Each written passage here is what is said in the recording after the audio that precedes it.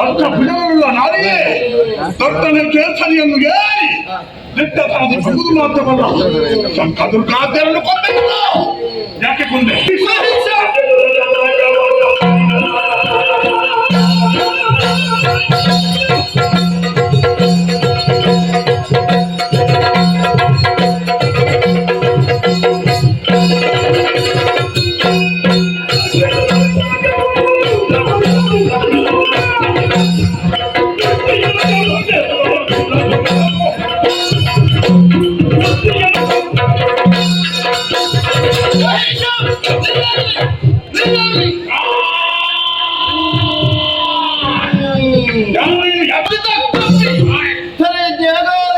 ಹೊರಸಿಗಿದೆಯಾ?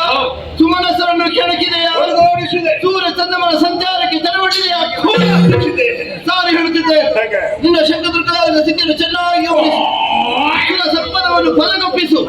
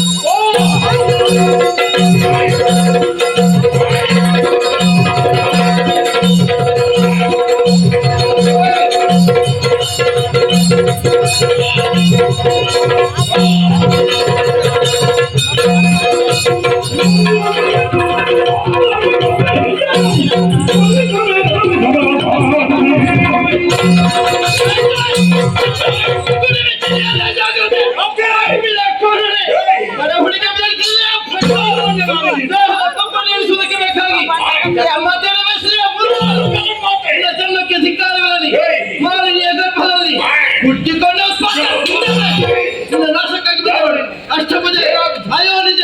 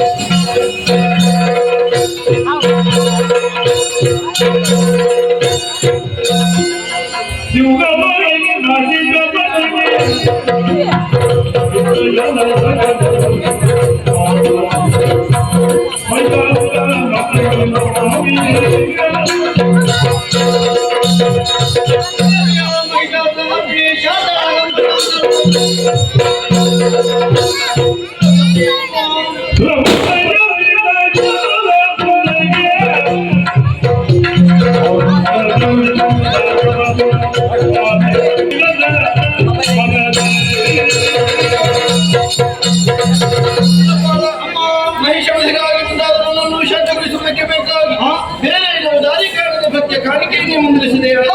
ಶಾಂತಳಾಗಿದ್ದೇವೆ. ಕೃಷ್ಣನಾದ ಮಹಿಷರನ್ನೇ ತಂದಿಕೊಂಡು ಬಂದ ಶಂಕಾಸುರ, ದುರ್ಗಾಸುರ, ಬಿಡಲಾಸುರ, ಚಾಮರಾದಿಗಳನ್ನು ಜಯಿಸಿದೆ. ಬಳಿಕ 9 ದಿವಸಗಳ ಪರ್ಯಂತರ ಹಳ ಮಹಿಷ, ಪುಷ್ಪಾಣಿಗಿ, ಗಂಧಮಾತ, ಕಾತ್ಯಾಯಿ, ಕಾಲರಾತ್ರಿ, ಮಹಾಗೌರಿ, ಸಿದ್ಧಿದಾತ್ರಿ ಹೀಗೆ ನವಶಕ್ತಿ ರೂಪಗಳನ್ನ ಹೋರಾಡಿಕೊಂಡಿದ್ದೇವೆ. 10ನೇ ದಿನದಂದು ಖಳ ಮಹಿಷರನ್ನೇ ಮದುವೆ ವಿಜಯವನ್ನು ಸಾಧಿಸಿದವರಿದ್ದೇನೆ. ಮುಂದಕ್ಕೆ ತಲೆಯಲ್ಲಿ ಈ ಪವಿತ್ರವಾದ ದಿನಗಳನ್ನು ನವರಾತ್ರಿ ಹಾಗೂ ವಿಜಯದಶಮಿ ರೂಪದಲ್ಲಿ ಆಚರಿಸಿಕೊಂಡು ಬರಲಿ.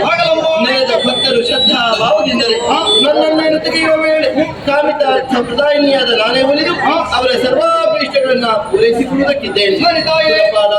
ಇನ್ನು ಮುಂದಕ್ಕೆ ಖಳರ ಭೀತಿಯಾಗಿಲ್ಲ ಮಗನೇ. ಸೇರಿಕೋ ನಾಕವನ್ನು ಧರ್ಮ ಸಭಾಧ್ಯಕ್ಷನಾಗಿ ಮನೆಗಲ್ಲ. ಮುಂದಕ್ಕೆ ಖಳರಿಂದ ಕಷ್ಟ ಬಂತು ಅಂತ ಅಂದ್ರೆ ಏನು ಮಾಡಲಮ್ಮ? ನೇರವಾಗಿ ಕೃಷ್ಣಗಿರಿಯ ಪ್ರಾಂತ್ಯವನ್ನೇರಿ ಬಂದು ಭಕ್ತಿಯಿಂದಲೇ ನನ್ನನ್ನೇನು ತೆಗೆಯುವ ವೇಳೆ ಅಭಯ ಬದಲಾಗಿ ರಕ್ಷಿಸುವುದಕ್ಕೆ ನಾನಿದ್ದೇನೆ ನಿರ್ಭಯ.